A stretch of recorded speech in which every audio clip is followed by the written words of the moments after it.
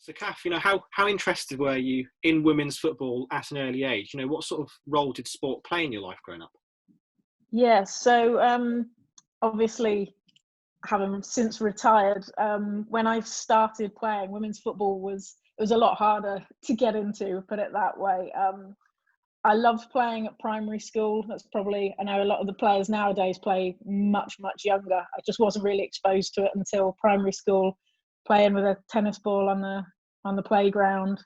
I remember I tried to join the team at primary school and I walked off from training because nobody would pass me the ball because I was a girl, and I was determined to learn how to play the game and get better. So I'm a younger child. My brother's not really he watches football, but he never played it. So I would go to the field and just play on my own, practice keepy ups and practice skills, determined to be better. And then when I went to secondary school, they started a five-a-side team, and it really grew from there and became a bit of an obsession. So tell me as well, what was the young Kath Faulkner like as a player? Probably similar to how I'd be now if my legs still worked, which is I was a ball winner, we'll put it that way. I wasn't one with a huge amount of flair. Maybe when I was very young, I had a bit of pace. I played out wide, but even then, I think I would have been described as a tenacious winger. As I got older and I understood the game more, I definitely enjoyed the defensive side of the game more. I was a sort of a sit-in, maybe Alex Gorin-esque. If you look at the men's team now, I win the ball, give it to somebody else who probably knew better what to do with it than I did. Yeah, you played for Oxford shortly after the club was formed in 2005, and you just said there you played for 8 years. I mean, yeah, what was your experiences like during those 8 years at the club? Yeah, obviously, shortly after the club had formed, meant that period of time was such a huge growth from the club, being taken much more under the umbrella of the whole club, whereas at the start it wasn't so much. The change in getting professional coaches come in, and the development and the younger players coming through hugely then, from it being a sort of pastime that maybe older women, so people in their early 20s to mid 20s, rather than now where it's 17, 18-year-olds coming through, and just the whole growth of the club, and to the point where when I left Oxford United was because they'd just been promoted into the WSL2 as it was then. I just turned 30. And had the conversation with the chairman, the manager, and the boss there, that it was time for the younger players to come through and to have their chance to play for Oxford United. Did you have a particular highlight during your time at Oxford?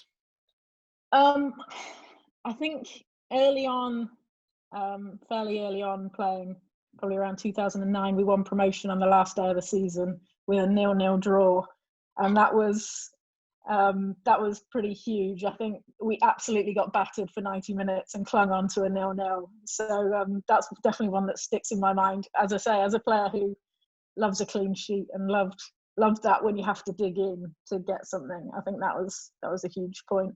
But also, as much as it meant that I left the club, seeing it progress into that WSL2 side and laying those foundations that now, there's the RTC and all of that stuff was pretty amazing time to see that growth at the club. And as you moved on to Banbury and you were thinking about retirement in 2016, was your thoughts after moving on as a player firmly set on coaching as you are now, or were you more open? No. When I retired, I had done my level 1 coaching. It was actually the second time I retired. I did retire after I left Oxford United.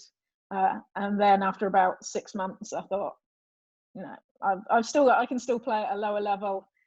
So went down, joined Banbury, and played there for 3 years. But yeah, once I realised my legs had gone, it was time. I just stopped with football, and coaching wasn't. I was always a player who was maybe the talker and enjoyed the tactical side of the game, but I hadn't really thought about coaching other than doing my level 1 just to get a base knowledge.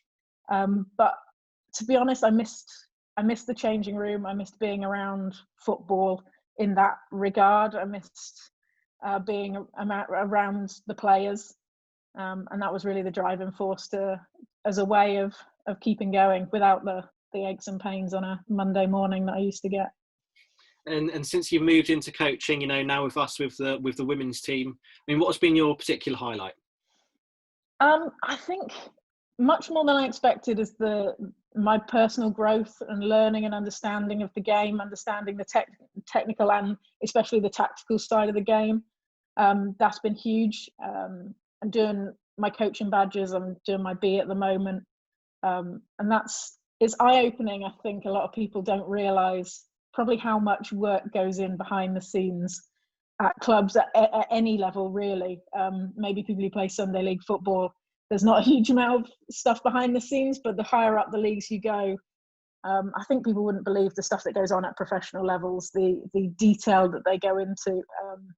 And even for us, we're an amateur team with the women's, wanting to be semi-pro, but the dedication that's put in from us as staff and from the players, the hours that they put in, I think that's a huge eye-opener for me. Maybe when I was a player, that didn't really happen. It was just you turned up at training, you did your hour, you went home. You turned up on a Sunday, you played and you went home.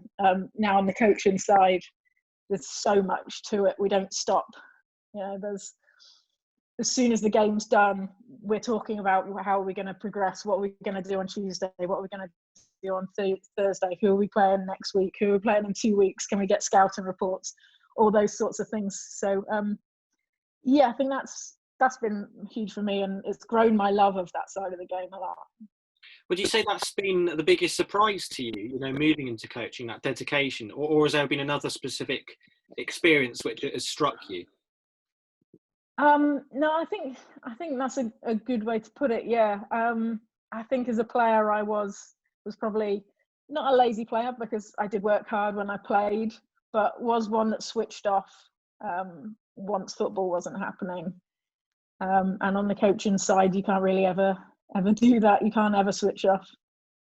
And yeah, moving into this season as well now, we've got a team that's not only is quite young, but is, we've got quite a lot of new players as well making these debuts. I mean, do you think, that's satisfying for you, getting these positive results so early on? Yeah, it's been a massive part of this season. I think in the past, it's interesting that this year is the one with the lockdowns and the stoppages is the one where we've actually managed to get a good run together. Whereas in previous years, we'd felt our starts had been start-stop from actual physical games as well as performances and results. I think it's testament to what Liam's put together as the club, that younger players are wanting. They're seeing Oxford United as a team that are doing things right. We're building something. And I think is something we're saying now. It's being seen from outside the club.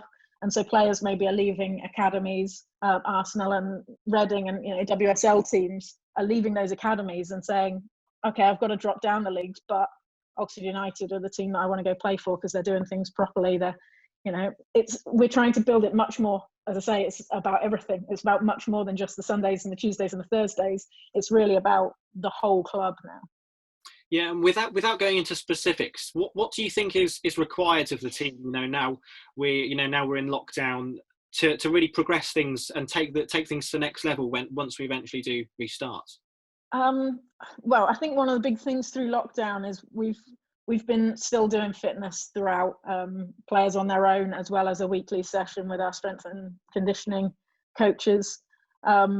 We've also had players come to us and say, I'm on my own at home, but I've got my sibling who can help. Can you do individual sessions so I can work on some technical things? And it's great that they've actually come to us and said that. So we've been putting sessions in place for all different departments on the pitch that they can do technical individual training, position specific. Because it's a time where you can go out in the garden for an hour and practice really basic parts of the game that maybe actually when you're going into much more technical things at training, you don't really get that time to focus on those tiny aspects, whereas this is, you can do huge amounts of repetition because you've got the time for it. So I think that'll help us. Obviously, it's going to be a quick start when we come out of lockdown. We've been told that our games will carry on quite quickly. We were expecting it to be January originally, but they just wiped December. But I think that's good for us. We want to get back into it as quickly as possible. So yeah, I'm excited to get going. I think the players are raring to go as well.